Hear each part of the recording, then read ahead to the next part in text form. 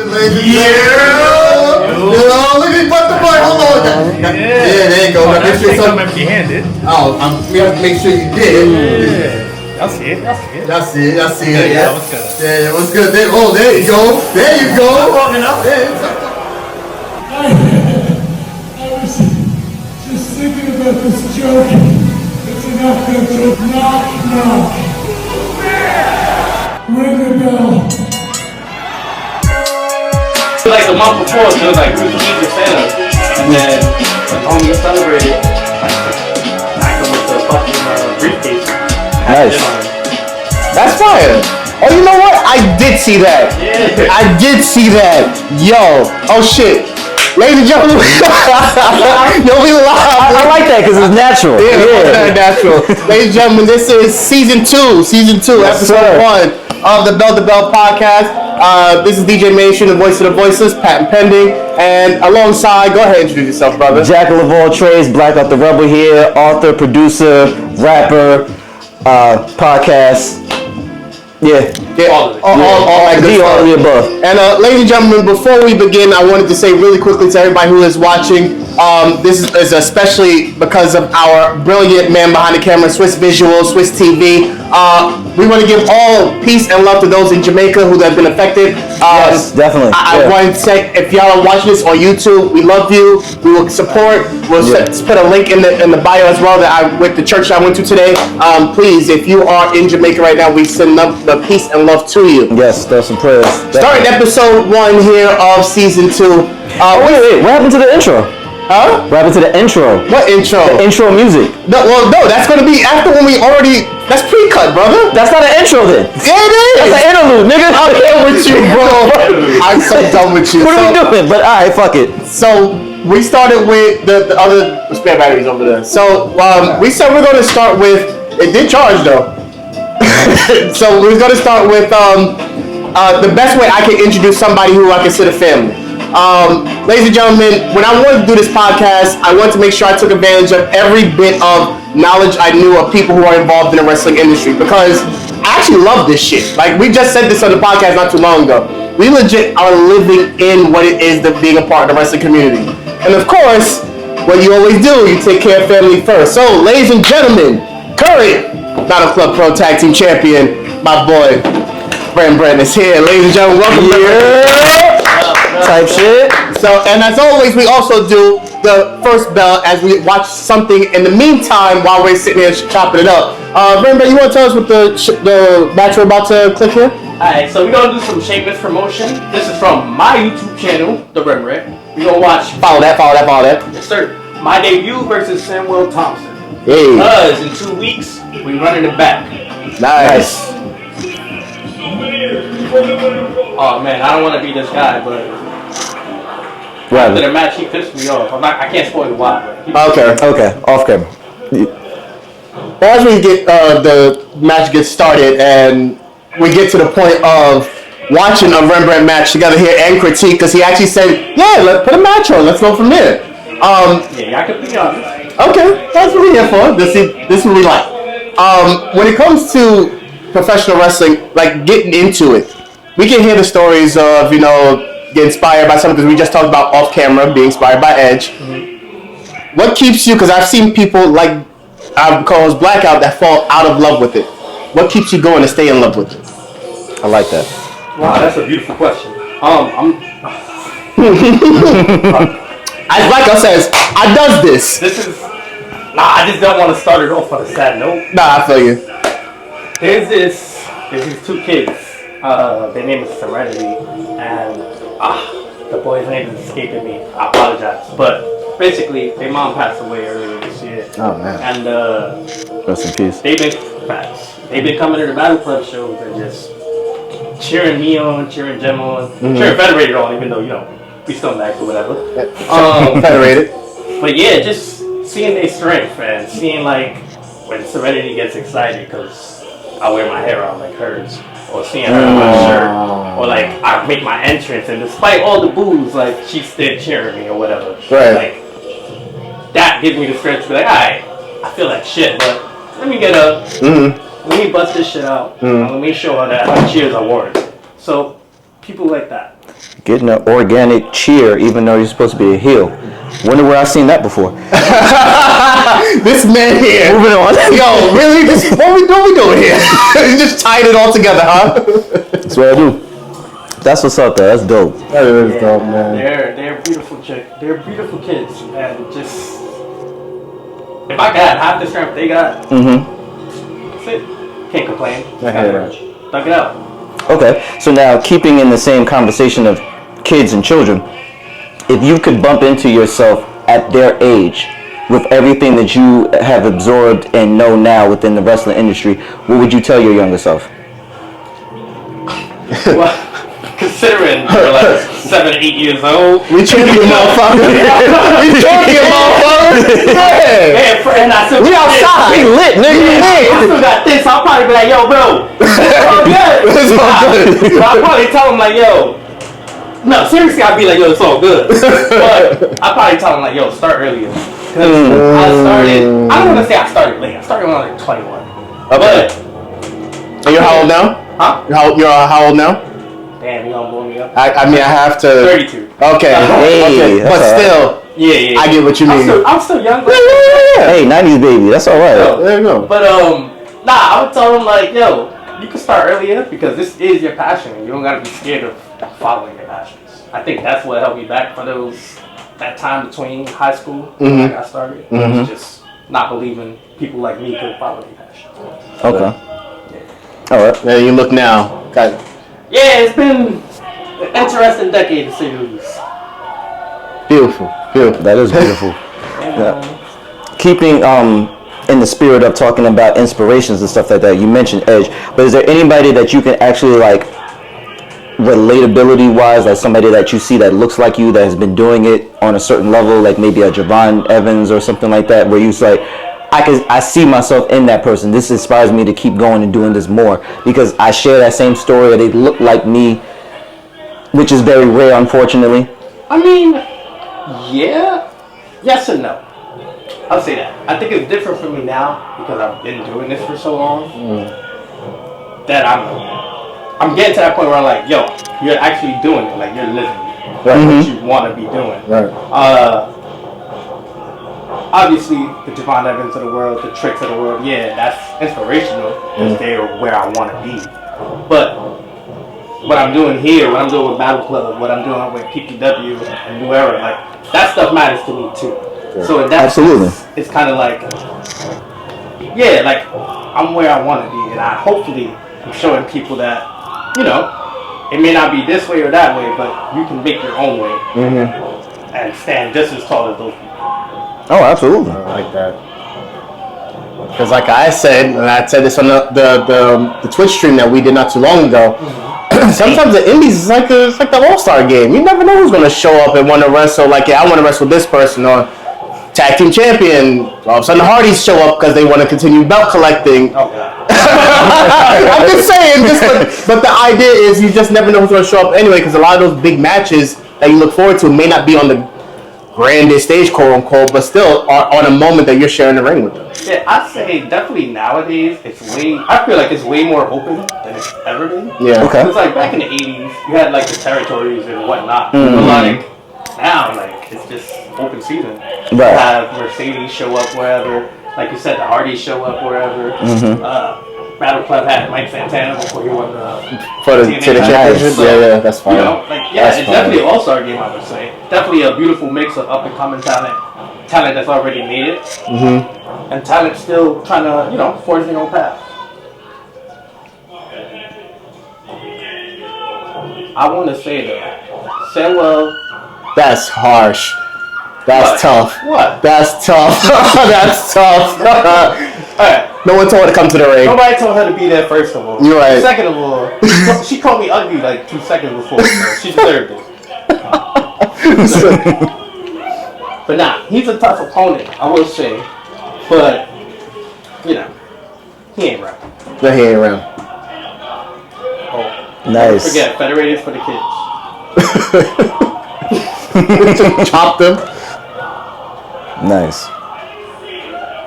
So the funny part is, I would never forget. Again, when I first saw Rembrandt was at Elks Lodge, almost damn how many years ago?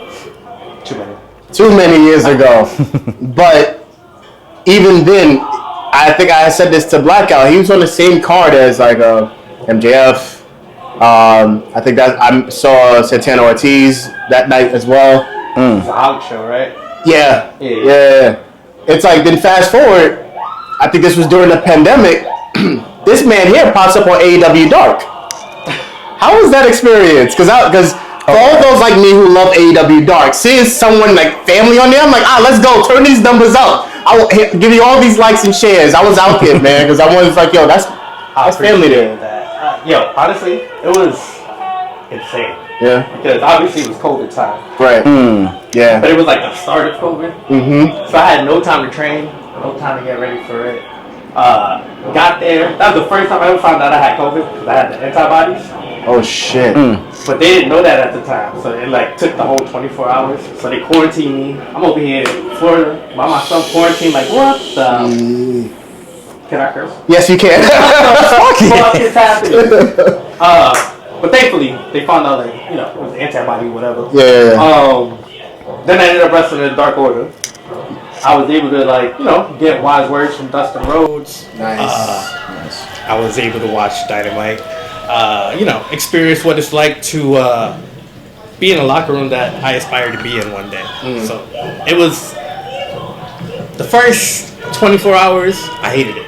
Okay. Because of the COVID shit. Yeah. Right. But the next 24 hours, I was in love. I was like, yo, this is just so fire. This is what I want. Okay. Yeah. And now, take something like AEW, even if it's dark, compare that to like matches and places like this. Do you find that this is a lot more intimate? Do you find like you can build a lot more of a relationship with the community and the crowd? Or does it become a little bit more challenging because sometimes the lights when you're doing AEW is on you, so everybody else is kind of dark. It's a little bit maybe harder to see, so now you can't really use the crowd the way you used to or something. I wouldn't say that. Only because I've worked in different venues that utilize different lightings, different cameras, dark settings, light settings. So you kind of get used to it. When I worked Smash Master, I worked this beautiful venue in Scranton, Pennsylvania. I think it's called the Fritz, and it was beautiful, but the lights were blinding. So You just guessing shit like this. yeah, I was just like, the people I think are in that general direction, so we good. But I think you just learn how to adapt accordingly. I know people are there, so I just look for that organic interaction regardless. Even if I can see you or not, I can still hear you, and eventually, pause, but I can feel you, whatever. So, yeah. I don't really have a preference. I do like the intimacy of the indies. I think it is a lot of fun to get the people going, get people angry, or whatever emotions they may want to feel. Federated type shit. Federated type shit. I mean, I don't believe we the bad guys, but whatever. Yeah. Whatever. Everyone has their opinions. Okay, so actually, I like that you said that, because one thing that you said, one of the words that I want to extrapolate and hone in on was you was talking about adaptability. How easy or how challenging do you think it is to come into the wrestling industry and you have to adapt to maybe now being the quote unquote heel, having to deal with boos on a consistent basis? Because I remember watching what was it, Heels on Netflix. Oh yeah. And you were dealing with Ajax's brother, and he was going through it like, I don't want to be a heel, I don't like being booed. Like, can you touch on that and speak to that? Because maybe for you it might be, oh, this is easy, but for somebody else, I'm like, hey, I'm an asshole, sure. no, just knowing how to adapt, like you were saying. I will say, when I first started, I was, happy to be here, good guy, and it was just not connected. I think I did it for like 2-3 years, maybe 4, and it just wasn't working. But once I turned into a bad guy, I got reactions, and then That's what it is. there are people that's like, oh my god, I don't want to get booed and shit like that, but I feel like the fans will see right through it. Yeah. And that's why they end up getting booed anyway. Yeah. I just look at it this way. You paid your money to see me. I know I'm good. I'm going to give you a show. Now, whether you choose to cheer me, whether you choose to boo me, that's your business because you already paid. So I'm getting paid. Regardless. You here to see me. Yeah. You boo me, you still paying attention. You cheer me, well, you know, you got good taste. So, I can't imagine. So it's kind of like, I just look at it like that. Okay. I don't really trip on like getting booed, getting cheered, none of that. As long as you making a reaction, that's really what I want. Okay. Because, like I said, you have moments like Serenity and her brother, where it's like, how do you still be a scumbag to that? Yeah. But then, you know, you got people in the crowd that just piss you off, and you know, they fuck around and they gotta find out. Okay. I would say one thing out of so far I've seen, this man know how to sell. This man know how to sell, boy. I'll say that, yeah. I be getting my ass beat. Know how to sell, boy. So, so those who don't know, who trained you? The Amazing Red.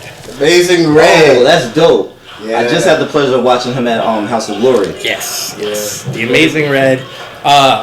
Obviously, you know, there's other people along the way. Shout out to Chris Devine, Mark Quinn, Smiley. People who helped me along the way. Shout out to Smiley. Yeah. But, damn. Yeah, Amazing Red. Yeah, shout out to Amazing Red, man. That last House of Glory show, the moment that they start that chant, "Thank you, Red," I'm like, yeah, turn this up. Turn this up. It's the reason why, Hey, man. like, even the surge of independent wrestling throughout this section of New York and Queens, I feel like has a lot to do with what Amazing Red work put in. Yeah. So His fingerprints are all over it. I hope he can see that. I hope so too, because honestly, he deserves the recognition that honestly he doesn't get enough of. But that's neither here nor there, because he's still wrestling to this day. Yeah, he's still killing it. And honestly, I hope he doesn't stop anytime soon. Nah, not at all. Nah, anytime soon. Yeah, go ahead, brother. I was just gonna say, piggybacking off of that, trying to keep the continuity flowing. Shout outs to Amazing Red. If you were at another venue or something like that, and you see a very new, wet behind the ears wrestler looking up to you now, like, yo, what would be the first thing that you would teach me? What can I learn from you? What's the first thing I need to know? Patience. Okay. And it sounds like mad cliche or whatever, but it's the truth. Like, I can't speak for everybody. I speak for myself. My journey was a little weird because, you know, usually you got beginner and then advanced class. Red was in a good mood, so I just happened to get my first day. I did a crossbody, and I was just in advanced class ever since then. Okay. I never really went to beginner class proper, so I was just learning both, and it confused me for a long time. But thank God, one day it clicked. Okay, so you were like LeBron James. You just naturally gifted. You really didn't have to do. He's high now. I said it, not you. So I appreciate that, but I wouldn't say that. I would say I was more of like who's an undrafted prospect that went like crazy. Trying to think. Good question. We'll come back to that. Yeah, we'll come back. But yeah, basically, like, not that I was completely unathletic or whatever. I just didn't understand what my body could do at the time. okay.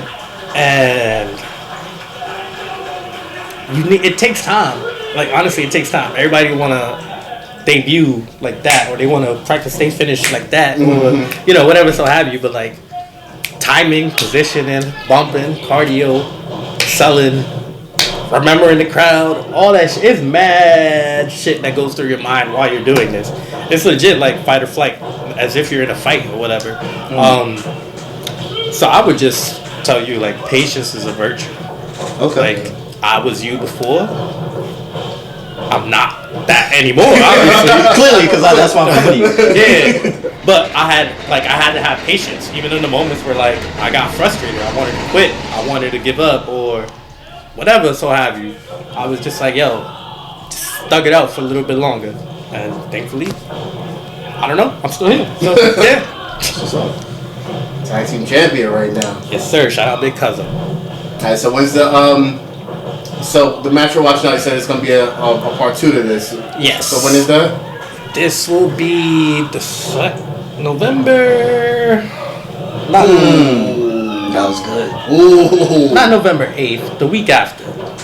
Like November 15th. Yeah, around. I think course. November 15th around Fucking there. course. Of course, if this I'm man. going to House of Glory, so I can't pull up. It's in PA anyway. Oh shit. Yeah. But yeah, it'll be Rem Samuel Part 2. For New Era Pro. I got screwed out of my innovative title recently. Yeah. And Samuel's going for the heavyweight title, but the homie who screwed me out of my title, he got the heavyweight title. So I'm pretty sure whoever wins between me and Samuel will be number one contenders. Yeah. Okay. Gotcha. So unfortunately, I'm gonna have to beat his ass again. Okay, now I noticed the difference between this match here and what you're talking about for the rematch. There's no gym here. There will be a gym this time. And I see her, and I see. Okay, all right, well, possibly. Wait, hold on. Give away all my secrets. Okay, all right. Maybe. Because I'm looking at, I'm reading the tea leaves. I'm like, this could be interesting. The reason I say maybe is because that night she'll be in a ladder match to crown the first ever women's champion there. Wow. Val will also be in that match. Also, shout out to me. Okay. Getting the job done. Yeah. That's gonna be the result. Okay. Next week too. Yeah. But anyway, yeah. This match you're watching, he obviously won. As he should. I mean, I don't lose off. Oh yeah. Now you gonna say my name wrong. Like, come on, bro. You gotta be professional. That's crazy. You gotta be professional. You lose, and now you gotta go cry in the car with your girl. Yeah, but they still together, so apparently he's a good crier. Okay, so now there was one thing that you mentioned when you were talking about like the education of a new wrestler. One of the things that you were saying before you were saying fight or flight was, you gotta pay attention to the crowd. When it comes to that, I come from a rapping background, so I know about being on stage. I know maybe this particular crowd on this side or this particular person I keep seeing out of the corner of my eye, they're not that engaged to me. So now I'm going to do something a little bit more interactive with that person. I may rap in front of them, I might point to them or something like that nature. When you're wrestling and you're trying to pay attention to the wrestler that you're going against, is that a little bit the same? Is that challenging as well, where you kind of see out of the corner of your eye like a person who's not too engaged to you particularly? Like, do you do something to kind of infuriate them, get them excited or anything? I wouldn't say it's distracted to me. I'm that good where I could multitask. Yo, because I'm that good. But then when I get modest and I call him LeBron, all right. Yeah. I mean, I got there in time though. I would say riling up the crowd like gets me. Oh, speaking of Gem, fine ass. Riling up a crowd that gets me going too. Like it boosts my adrenaline. The same thing as an NBA game. You might be antagonizing the crowd, right? Well, you go to Boston, they talking shit. Yep. You gotta tell them, yo, whatever, y'all suck. But anywho, like all of it is method to the madness, so that way I could be flowing on the right way. Whether that's adrenaline, whether that's just boosting my own confidence, whatever it is I need in the moment. And sometimes I just need to take it from the crowd. Okay. But it's not hard. I like to consider myself, as unpopular as this may be, a sports entertainer. Ooh, I'm a pro wrestler first, but I am also a showman and a sports entertainer too. Now, I'm glad you know it's going to be controversial because you weren't around during the time that this became a back and forth Blackout. So let me just put you on really quickly. It got to the point where even Chris Jericho himself used it as a joke in AEW, where there was a big discourse when WWE, I don't know if it was Michael Cole or one of them came out and straight up said, like, we are a sports entertainment company. And it became a big uproar. It's like, but y'all do pro wrestling. Like, no, this is sports-based entertainment. I think I was around for that because probably that was part of Rock's promo. I'm, the greatest thing in sports entertainment. Yeah. Whatever he was saying, yeah. So, in that realm, there's still a lot of people that, now AEW is around, their primary focus is on the professional wrestling part of it, and it kind of comes with the character a second. So now, this going back to you now, do you now gear yourself more towards big show, going towards more WWE, or would you like another chance in AEW? Well, the good thing about being adaptable is I can do both. I don't think my style needs to be catered to one place or another. That's the thing about me. Like, I can wrestle with anybody. I could wrestle in AEW. I can wrestle with WWE. I can go to New Japan. I can go to Mexico. It don't matter. I pride myself on being adaptable. Sounds like you need AEW because you know WWE. You wrestle here, nigga. these 4 turnbuckles here. Nowhere else, nigga. Wait, no. Because you know they opening up their doors now, so it's different. Yeah, to AAA, to NXT, Oh, to man. Evolve. NXT's a part of the brand, bro. That's what I'm saying. They're opening their doors to the same house. Oh shit. The That's fuck? fair. That's fair. Like, You got it. Be on my pay grade. don't round me up, my nigga. Like, we doing so well. The funny part is it makes an interesting point because we always have this back and forth conversation about that on how a lot of times professional wrestling, perfect example, Jey Uso, CM Punk, Raw Heavyweight Championship match last night, Saturday's main event, where Jey Uso even being in the match because he's such a financially driven professional wrestler versus a CM Punk who is, of course, financially driven, but there's a more of an undertone of wrestling first. There's been this constant conversation that, Jay shouldn't be in that position, whatnot. My man here has always argued the reason why he's in that position because of not the other way around, but that he's in that position because he's financially doing something, but he's regressing. Do you feel like there's... I love how you did the whole head nod. I'm just listening. So my only question, because I always... there's something that you can actually ask a professional wrestler. What do you think the business is going towards now? Being more driven to people who are professional wrestling fans who wants the sports entertainment, or sports entertainment fans who doesn't mind the professional wrestling? I think neither. I think each company is doing what is best for them, and at the end of the day, everybody's trying to make money. Honestly speaking, everybody's trying to make money. Tell him. Whether or not somebody belongs somewhere or not, that's subjective. Whether or not you feel like somebody can wrestle a certain way, or they're regressing or progressing or whatever so have you, is all subjective. We're the hero one day and the villain tomorrow. But realistically, I guess corporate realm would say it's about the bottom dollar at the end of the day, right? Is it? Yeah. I'm gonna let you keep cooking, but I'm just... Because clearly, if no one was enjoying it, you wouldn't be making money. So clearly, there are enough people that are enjoying it, so you can't take that away from them and say, "Hey, you're just whatever because you enjoy this." Nah, they just genuinely enjoy it. Yeah. It's kind of like back in the day, right? When we was all growing up, anime wasn't cool. They be like, "Yo, you like Naruto? Yo, you do the run? Yo, you da da da," right? And then what happened? Now everybody like anime. Yeah. Now animes, we got giant ass Comic Cons and whatever's gonna happen, cosplays, right? All that shit. Yeah. Same thing with wrestling, right? You're right. How many times it was the Usos are not original because they do the face paint. Then they took off the face paint and it was, they just black people. Then it was, they just Roman Reigns.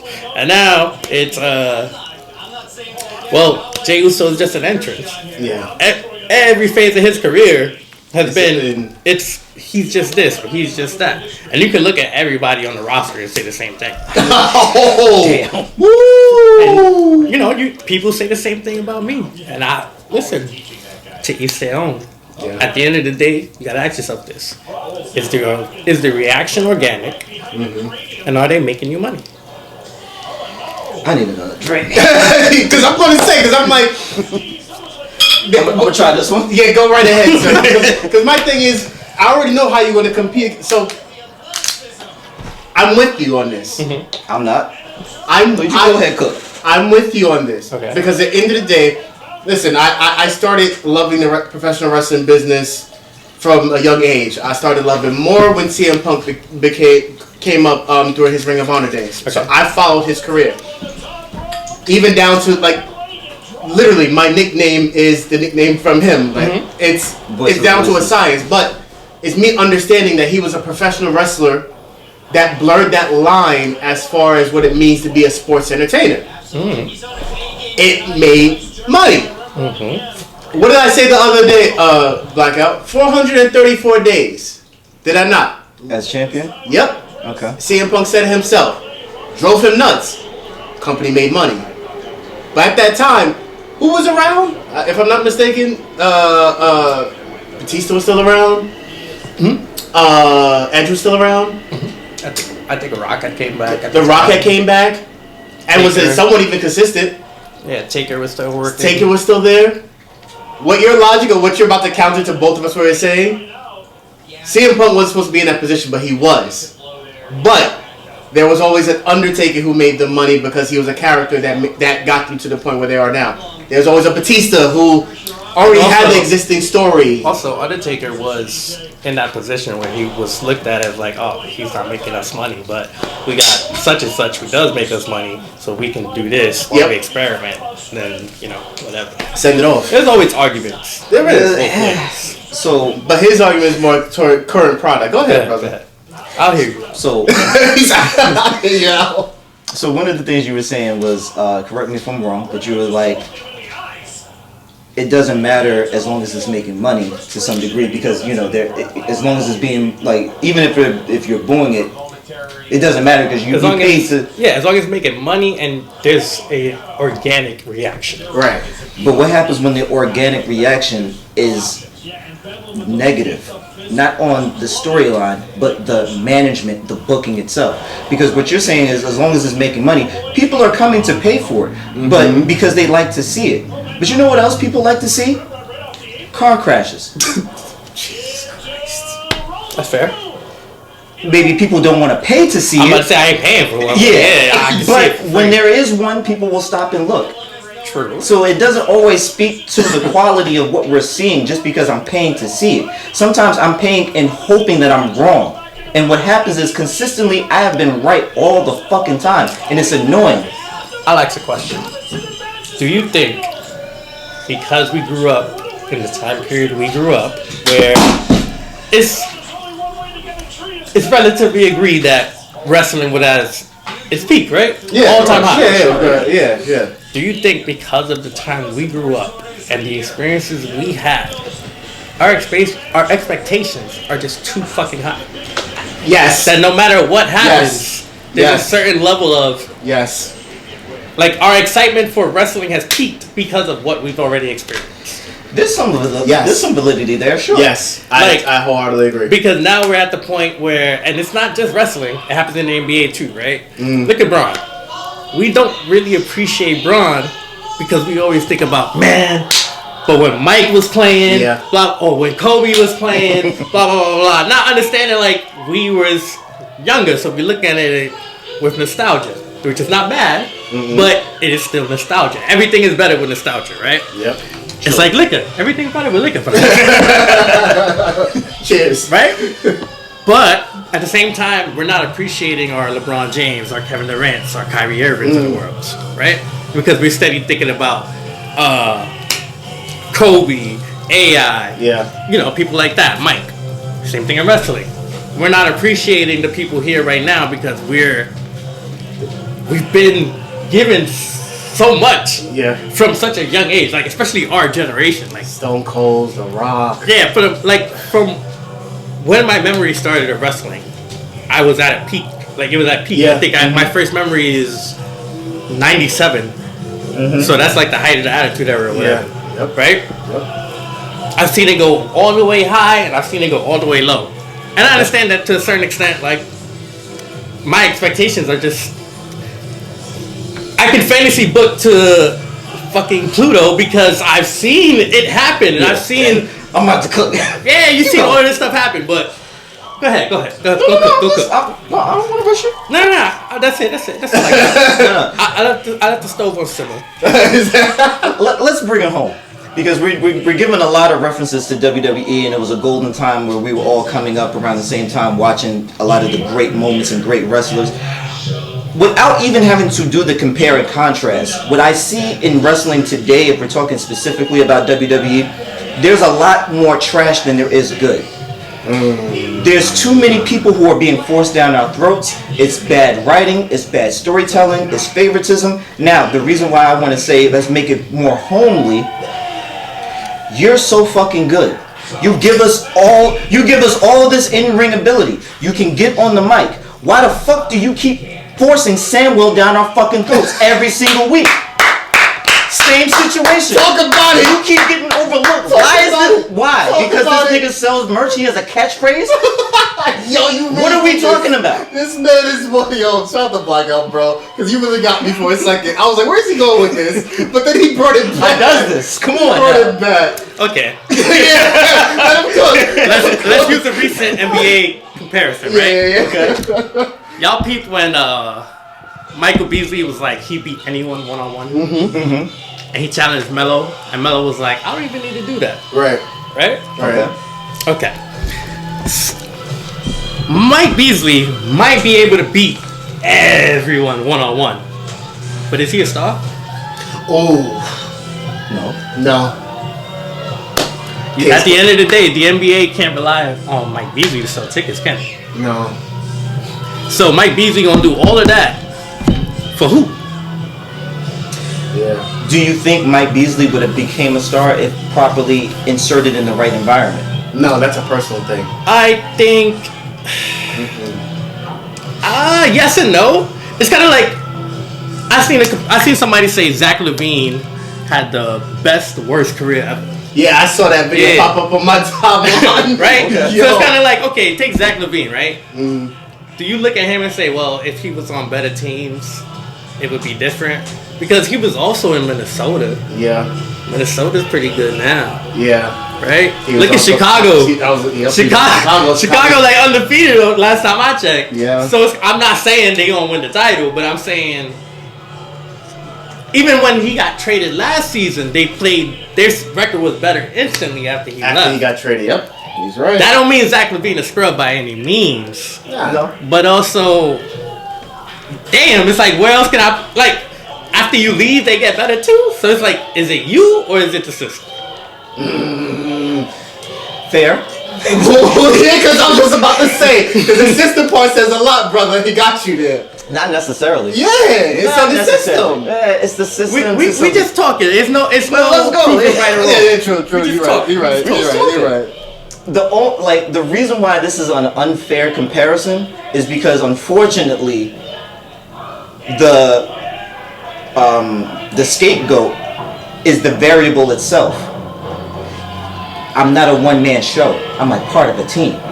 If I was maybe with the Cleveland Cavaliers this year, maybe things would have been different. If this person wasn't on this team, the continuity and the unity wouldn't be different. When you're a wrestler, it's all about you. Even if you're in a faction, it's just you in that ring at that moment. So now, why do people why does management keep overlooking you? I don't think we I see it. completely It's agree just with you. Oh yes. I don't think I completely agree with the it's just you in wrestling part. Yes, to a certain extent, because it's a selfish business or He's whatever. about to bring it back to what I said to you earlier. Go ahead. But Sure, try it. to poke behind the curtain or whatever, I firmly believe you're only as good as the person you're in there with. Thank you. It takes two to tango. Okay. Right? Why does everybody love Dolph Ziggler? I mean, Nick Nemeth, excuse me. Because he made people look good, right? Yeah. Okay. Every time you hear, podcasts and interviews and stuff, it's like, oh yeah, I love working with this guy, right? It takes two, because he made me look great. He made me this. She made me look like $1 million. Most successful people, when they talk about their matches and they talk about them, or like you watch those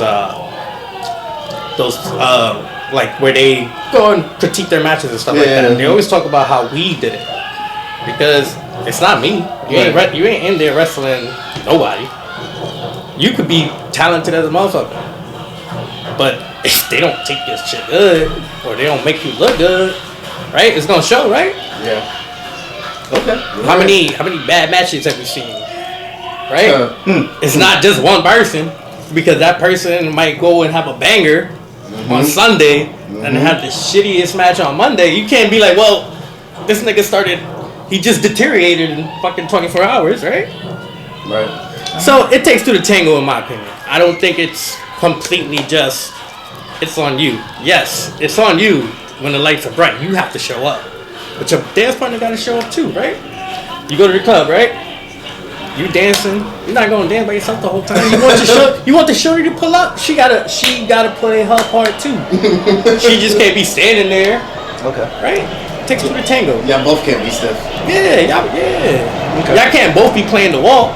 Somebody gotta do something. Someone gotta make a move. Okay. That's a great analogy. I can't really contest that. Yeah, good. I'm glad. The analogy with being in the club, I can't contest that. All right, cool. But we good. you fucked up when you were saying when we're wrestling, it takes two to tango.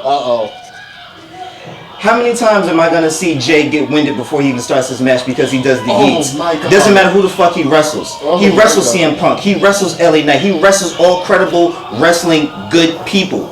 At the end of the day, he's not as good as he used to be. So it becomes not a we thing. It's a you thing. Why do we keep getting you if you're not as good as you used to be? Why do we keep getting Samuel if you're the one who keeps fucking carrying him? He keeps fucking up his spots. You gotta keep thinking on your feet to how I can freestyle and make this work. Look, they eating too. He has it. I look, they just did it too. I'm not making this up. Listen, at some point you can only carry somebody with so much, and because he's the favorite, it doesn't matter what the fuck you do. You can be the babyface in this scenario. It's Samuel though. He's our guy. They're eating. They're doing it. They're legit doing and it. That's the answer to your question. Yeah, legit. Look at them. He's not lying. Now, I want to take nothing away from Dude. Like, they like the Dude, right? Mm-hmm. But for whatever reason, kids like Jey Uso. People like Jey Uso. They gravitate towards him the same way. For whatever reason, we gravitate towards whoever. Who's your favorite wrestler? Currently? Male or female? Don't matter. Okay. Male favorite wrestler. I think I might go with Javon. I can confidently say that without really having to refute that. Okay.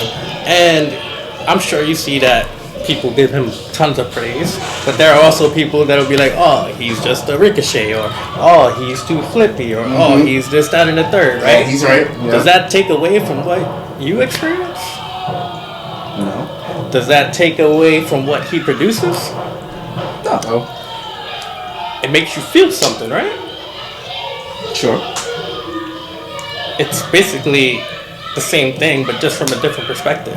To them, that's how they feel about Jey Uso. They hear and see other people saying stuff, but to them, that's their guy. Oh well, I don't so include rock out with him. children in this conversation. I'm not talking.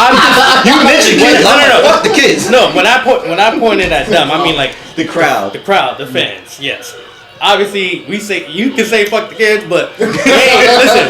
I don't mean literally. It's just when you're a child, you don't have an understand. Like I think about myself. I don't think that's fair. That's not fair. How is that not fair? I don't think we give children enough credit for how bright they actually are. Thank you. I will go back to the logic that I used literally 2 or 3 episodes ago. Sure, go ahead.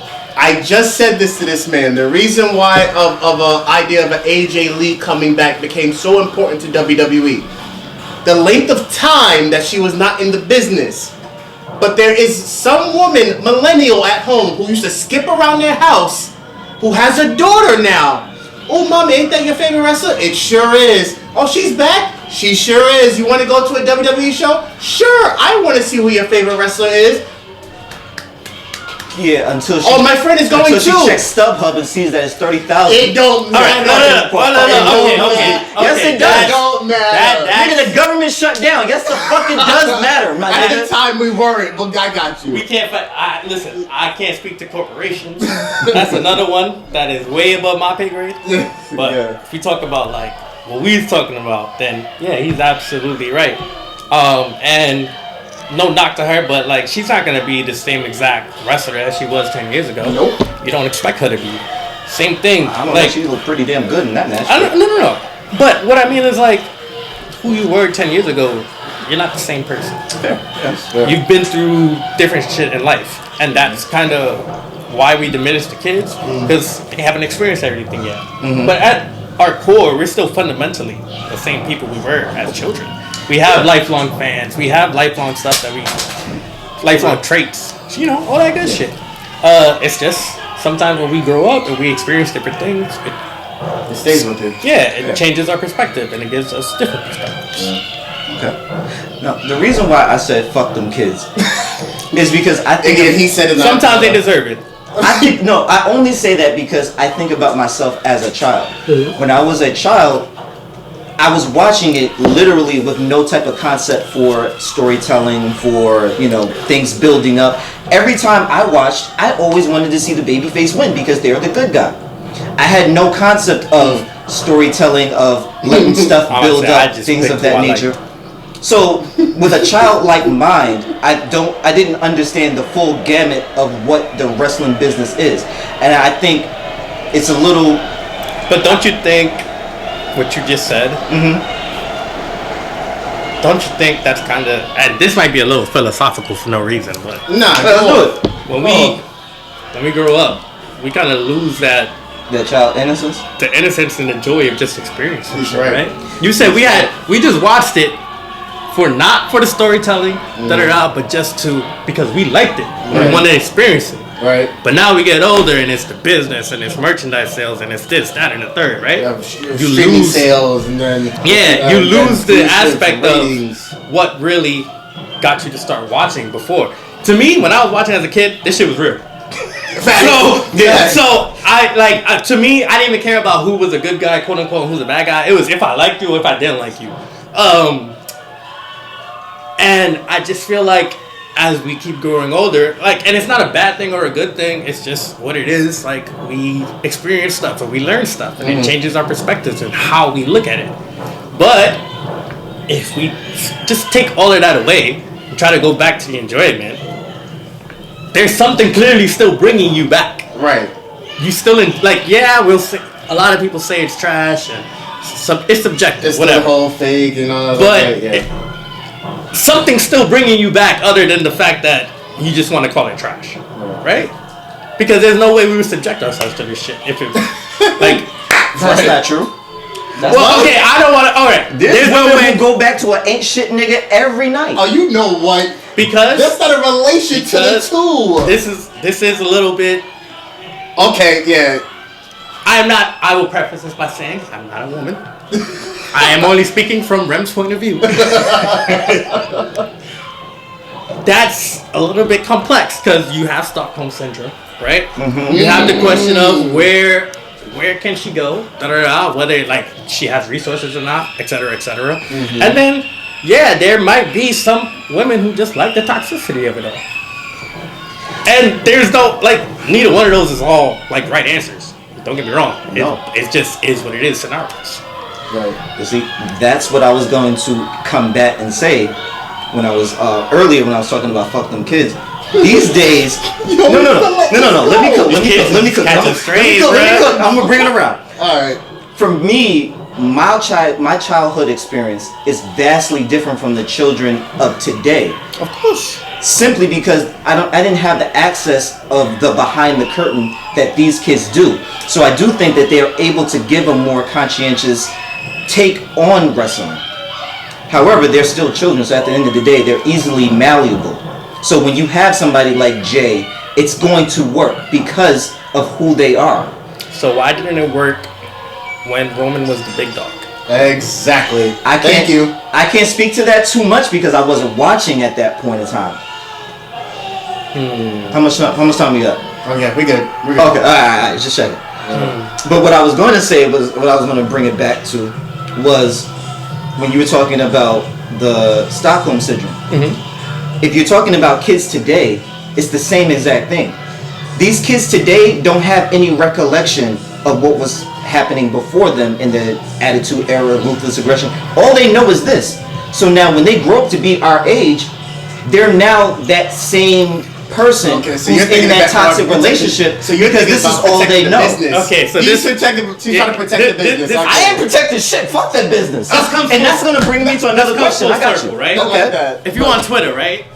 Then, right? There's always that crowd that's like, there's a period of time that's universally hated, right? Okay. Yeah. And then somebody will just come out of nowhere and be like, but this time period wasn't that bad. And then out of nowhere, these people just come out of nowhere and like, yeah, it wasn't. Remember this? Remember that? Yeah, right? like MAGA, like make America great again. You really took that line, brother. You know, I think we speaking should of bring- which, go to that match I told you about. Oh yeah, I was good. Yeah, let's do it. But it's kind of like, fuck. Let me get an example, right? Damn, that shit completely threw me. Yo, because you came out of nowhere with that shit. Listen, stay ready, never got get ready. Nah, but I got some haymakers. That shit threw me off completely. You ain't the Yo, 'cause you ain't the only one who do a reversal. That wasn't even a reversal. bro, that Just went was. Do you want us to introduce this completely out of match? bounds. Do you want to introduce the match? Alright, so this one is me versus Sturdy Sal. Sturdy Sal was trained by the Great Cheeseburger. Yeah. Shout out Cheese. Oh, yeah. So this was in Carbondale, Pennsylvania, which let's just say they didn't take too kindly to my type around there. Got it. Catch what I'm putting down. Yeah, definitely can. Yeah, honestly, you fucked me up with that. I don't remember what I was going bad. with. Okay, so what I was initially going to ask after you were done was, because we're kind of talking about corporations and how to run a business properly and certain etiquette and favoritism, things of that nature. Do you see, have you ever gave thought to the concept of what happens to you after you're physically not able to produce wrestling the way, in the capacity that you're doing now? Would you consider doing your own league? And if so, how would you have it ran? What are some things that you would do differently that maybe people haven't seen before? Some things that you would do that has been proven to work? Things of that nature. Yo, I love how you just came in and did that The shit. reason why I made a face is because, like, obviously I'm there watching promoters while they try to promote their show. Mm-hmm. And obviously it's easy for me to complain about my stuff from a worker's point of view, from a wrestler's point of view, but damn, bruh, I do not like envy promoters. As of right now, would not want to be one. Yeah. It's just a lot of stress that I see. A lot of personalities. Yeah, a lot of egos you gotta deal with and manage, Yeah. and I don't know if I got the patience for all that. I would love to be an agent or in Nice. creative after I'm done being a performer. But actually owning my company, I would have to be in a really good space of mind for that shit. What I would do differently though, I would try to make it a little bit more sports based.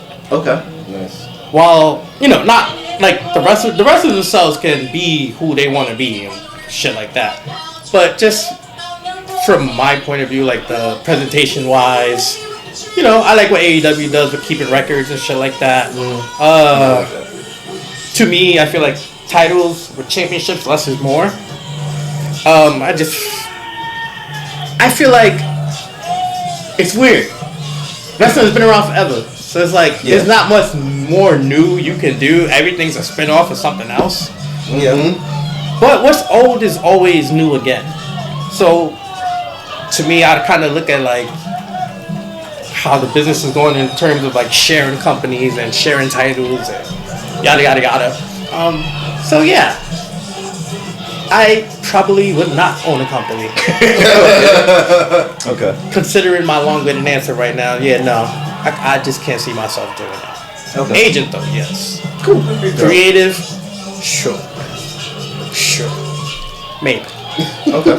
It's a lot of egos. I get tired of it. Ego. I get tired of it. Nah, see, I can kind of like partly attest to that, being the early days of doing WVMR, doing the radio station. There is a lot of egos that's involved. A lot of different people have different directions that I they didn't want. envy that shit at all. Yo, bro, that man can tell you, I've had some long nights either in front of a blunt or in front of a bottle, after just one day, maybe only putting 4 hours in at the space. Nah, man. And that's the thing too that I respected you for, because you always had to be diplomatic. Yeah. You had to leave ego, pun intended. You had to leave emotion at the door. You had to do what was best for the company itself overall. Right, but thankfully you never really listened to me a lot, because we be in private groups. Nah, I'm like, yo, fuck these niggas. Get these niggas the fuck off our goddamn station.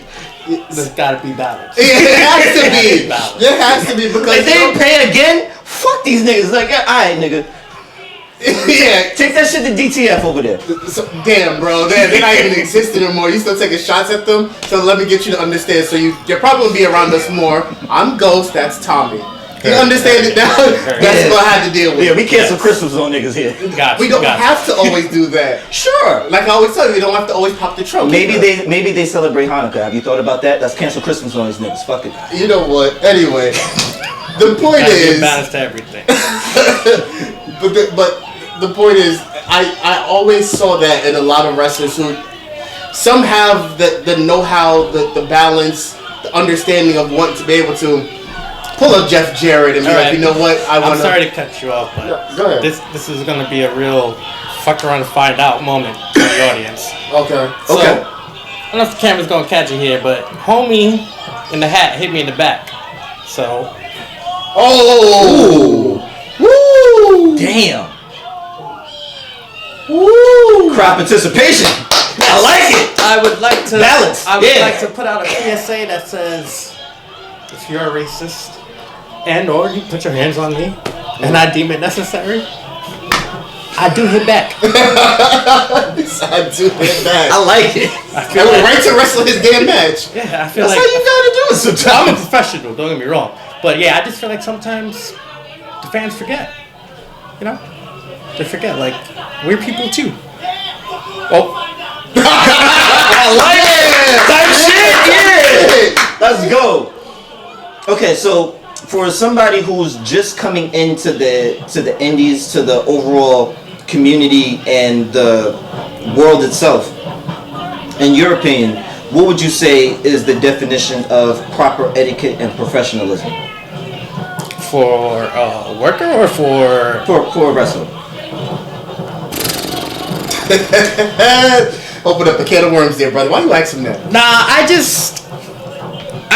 it's not that it's a can of worms. I just think, to me personally, it's nuance. Okay. Because we live in a different. I grew up, obviously, Red taught me a lot and whatnot. So, like, I grew up with those old school values and shit like that. Okay. Shake everyone's hand, you know, thunder around. But at the same time, I understand that, like, we have people on the spectrum. So people who are autistic and they may not shake hands or they may not make eye contact. Okay. But back in the day, that might have been seen as disrespectful. Without truly understanding. Yeah. Okay. So I've kind of told myself, like, obviously you're not going to know everybody, but for the most part, just take it case by case basis. So I'm of the mindset, like, I shake everyone's hand or greet everyone for the most part. Let them know, like, hey, you know, welcome to the locker room, or hi, how you doing? Thanks for having me. All that good shit. Okay. Keep it PG. You know, be a professional, whatever. But don't be like just don't be a dick. Okay. I mean, that's really Straight to the that's really point. it. Don't be a dick. Don't be a dick. Okay. Alright. So, I wanted to just mention before we start wrapping up. And I know, again, really quickly, shout out with your next match you could come up as one. All right, so we got a busy month. We got PPW this Saturday.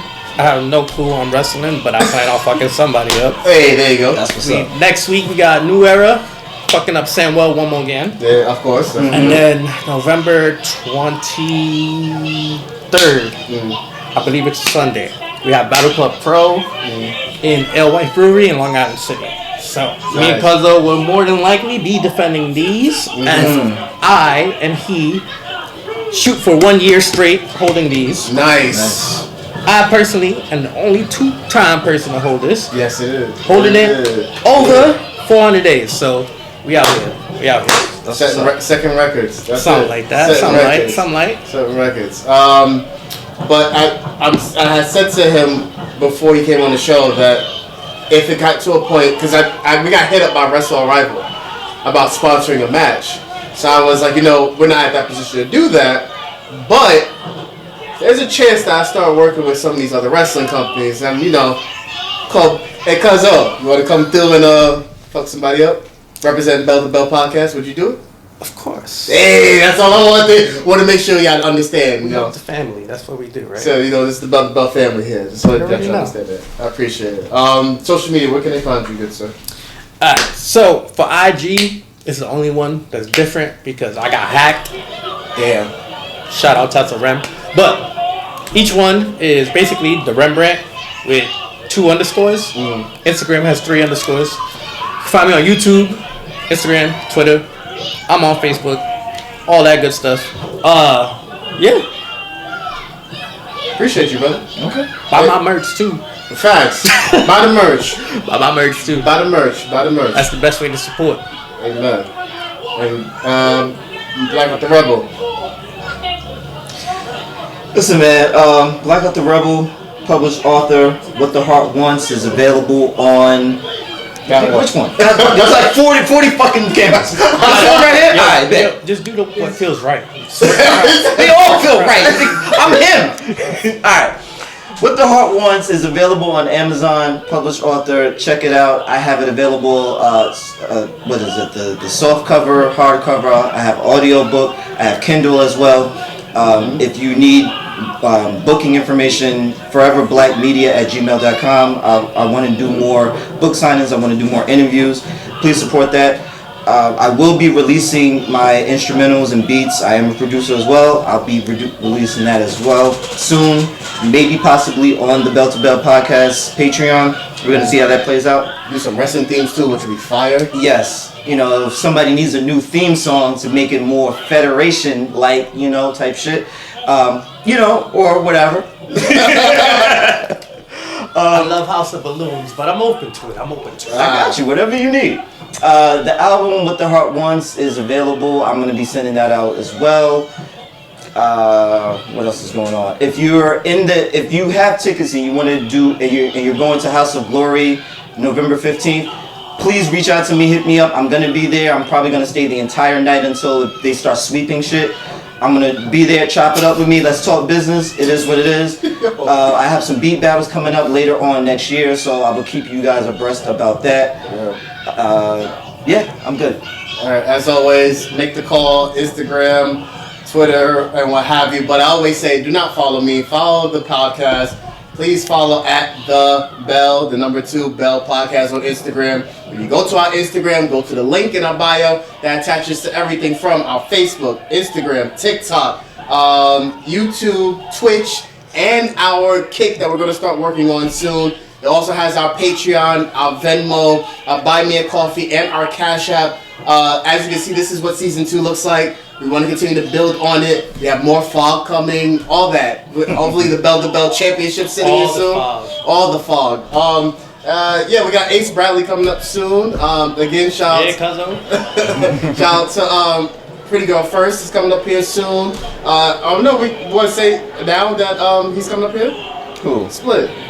Oh yeah. I have my big bro Split. He's into finances. He's gonna stop by and chop it up with us. We're going to be talking about the correlation between wrestling and the business aspect of it. We're going to be looking at wrestlers as actual stock options, like who to invest in, things of that nature. We're going to bring it all home to make sure that it makes sense. Right, it's going to be a fire episode. And of course, the Bell to Bell draft is coming soon too. Yes. Again, myself representing SmackDown. This man representing. Ooh, baby, I like it raw.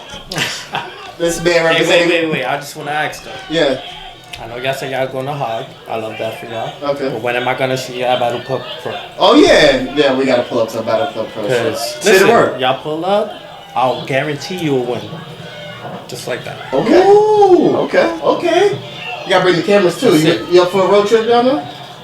All right, so, yeah. Y'all pull up, I guarantee the win. Oh, okay. Oh, yeah. I guarantee you, if somebody tries that shit in the crowd, we're going to have a nice little brawl. Yo, open the pit up. Let's get it. It's good to know. It's good to know. I might just throw a chair. You ain't the only wrestler. Just sit on a chair. Oh, Sometimes you just gotta throw a chair man. for the fuck of it. I can't. So as always, as we do here, please, this is season 2, ladies and gentlemen. We have so much more for y'all. But as we always wrap up, what has this been, Blackout? This has been Bell to Bell. Yeah. Wait. Before y'all leave, hold on. This is our guest. He doesn't know how things go here. Oh my God, we're not doing this. Yeah, we got it now because he wasn't ready. I don't want you to feel left out. So a simpler way we can do this sign off is a lot easier. All it really is 4 letters, 1 word. Bell. I'm so done with him. Yo, yeah, go laugh at this shit. I respect it. Yo, I can't stand him, yo. Yo, he's like, what else can you give him but props for that shit? Waka waka, nigga. I'm about to just be honorary Samoan at this point. Yeah, that's the only way black people are gonna even get some type of look on stage. I'm dead. So now I get it.